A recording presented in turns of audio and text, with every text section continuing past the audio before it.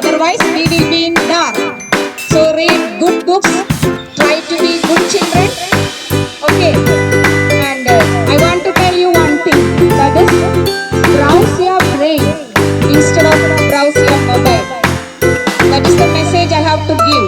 Okay, once again all of you say, browse your brain instead of browse your mobile. Okay, so once again wish you all a happy reading day. Thank you. Have a nice day.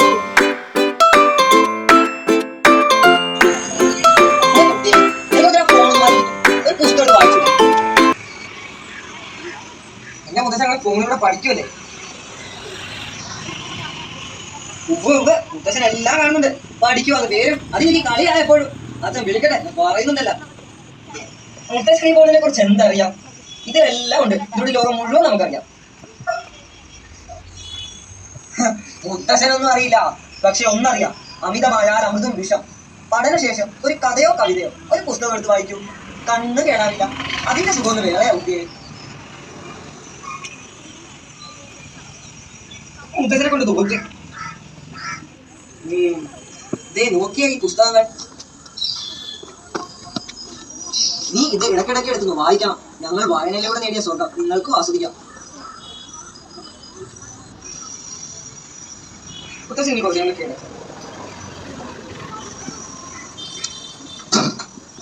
ആദ്യം മുത്തശ്ശൻ പോയി, ആദ്യം ചാർജും തീർന്ന്. മുത്തശ്ശന്റെ പുസ്തകം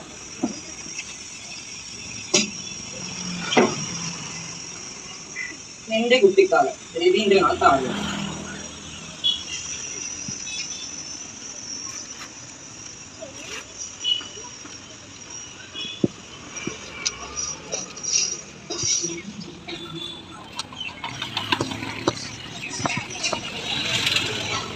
എനിക്ക് മുത്തച്ഛന്റെ കസരത്തിൽ നിന്ന് വായിച്ചേക്കാം.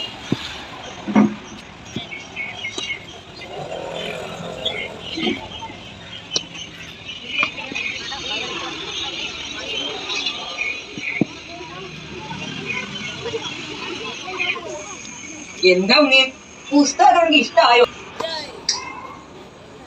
സൂപ്പർ, ഇഷ്ടമായി മുത്തശ്ശ. മോനെ, മണ്ണിന്റെ മണവും മനുഷ്യന്റെ മനവും അടുത്തറിയാൻ പുസ്തകങ്ങൾ തന്നെ വേണം. വായിച്ചാൽ വളരും, വായിച്ചില്ലെങ്കിലോ വളയും.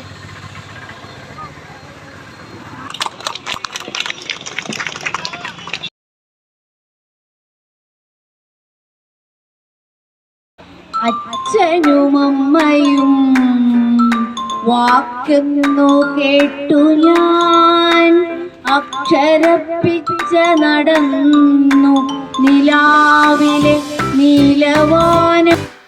വായിച്ചു വളരുക, ചിന്തിച്ചു വിവേകം നേടുക. Reading is to the mind what exercise is to the body.